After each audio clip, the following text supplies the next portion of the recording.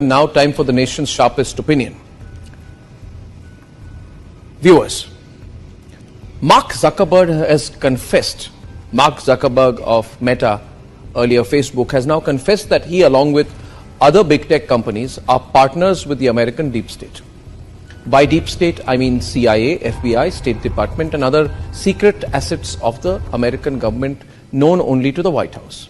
So Mark Zuckerberg has admitted effectively that over the years, these big tech companies have worked with them to advance the interests of the American deep state. This has now been published everywhere. The recent events in Bangladesh rode on the back of the involvement of the same American deep tech companies who the CIA, FBI and the American secret agencies work with. Muhammad Yunus, who has been flown in by the Americans, I think, to lead Bangladesh, has, as per several emails, of which I have copies with me today, put out by WikiLeaks, he has been over the years in very, very close correspondence with the Americans, particularly when Hillary Clinton was Secretary of State, with her specific personal teams when she was Secretary of State. The Americans have been helping Muhammad Yunus set up his Grameen Bank. They have worked towards advancing the interests of Grameen Bank business-wise, and they've also been working to get him to agree to enter Bangladeshi politics. According to these emails and correspondence, this effort has been going on since 2007, which means that for the last 16 years or more, the Americans and Muhammad Yunus are working together. The way in which Muhammad Yunus, who is a political nobody, has been made the head of Bangladesh makes him a role model to people like Rahul Gandhi. Rahul Gandhi will get very excited because Rahul Gandhi has been similarly, like Muhammad Yunus, has been in close touch with the Americans, and Rahul Gandhi has been effectively, overtly pleading with the Americans to enter and become influence peddlers in Indian politics. Now, ladies and gentlemen, since Narendra Modi went to Moscow recently and defied the Western media expectations that he would distance himself from Vladimir Putin, the American State Department, the American Embassy in New Delhi, and its deep state assets and machinery have become overactive. So they must have got instructions from Washington to target the Modi government. So they've become so active, they are doing PR activity. One day they flew down to meet Asaduddin Owaisi on the 12th of August. Then they quickly went to go and meet Omar Abdullah and Farooq Abdullah on the 26th of August in Srinagar. Then they flew down to meet Chandrababu Naidu on the 31st of July. Then they met Congress Chief Minister Revanth Reddy on the 2nd of August. You know, if you look at the way these American diplomats are behaving, it's almost like they're going to fight an election in India, or that they have been given the responsibility of forming an alternative political setup. It's embarrassing. What are you doing, American diplomats? Stop behaving like children. I know you got calls from Washington to meddle, but be classy about it.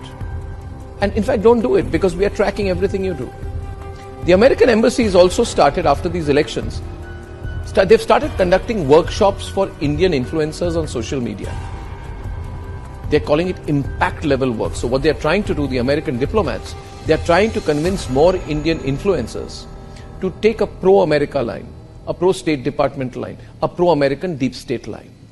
The Americans think this way they will influence the influencers, and the influencers will do what they want them to do, and maybe in the course of it, through some usual American deep state techniques, they'll call it funding good journalism, or they'll call it funding impact journalism, or whatever like that. They'll keep giving bits of money to people they like. In fact, you should all do the research on which are the people, which are the organizations, which are those digital companies, influencers, who have been taking money from the Americans. Directly, it happens quite directly, $10,000, $20,000, $30,000. They give this money, and these Indians gratefully accept it.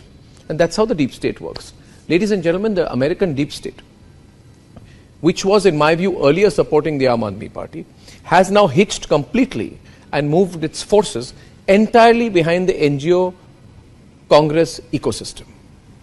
Mark Zuckerberg's admission in all of this, that he has been a very loyal lieutenant, effectively, of the American deep state, brings into the open the big tech deep state conspiracy.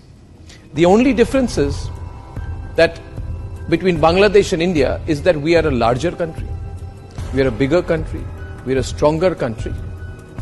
And by putting out this kind of information, like I am doing to you right now, like Republicly is constantly putting out to you, we are doing this because we are preparing you, the viewers and supporters of the Republic Media Network, and the people of India, We are preparing you to be prepared for the onslaught of this conspiratorial, dangerous American deep state, American big tech, along with some political parties and leaders in India, their attempt to carry out an onslaught on Indian democracy. I believe this is an inevitability. They are working so hard on it, they will try to do it. Who are the people who will work with them in India? Well, it could be the same people who are questioning the EVMs, the same people who are questioning the whole electoral process in India, and are therefore creating a narrative on behalf of their American bosses that Indian electoral democracy has failed. Take a few steps back and look at what people in Bangladesh were saying 2 to 3 months back. They, along with the Americans, started saying that yes, Sheikh Hasina has won the elections, but the elections were not fair. The electoral process is not fair. Now, was the coup fair? Was the military coup fair? Was bringing in a political nobody like Muhammad Yunus, who is clearly an American agent, a deep state agent, and putting him as the face of a military government, is that fair to the Bangladeshi people? Is the crashing of the Bangladeshi economy fair? Are the killings of Hindus fair? Ladies and gentlemen, the people in India, the Mir Jafars, feel that if the Americans could make Muhammad Yunus the leader of Bangladesh, then they too can use the Americans as a springboard to come to power in India.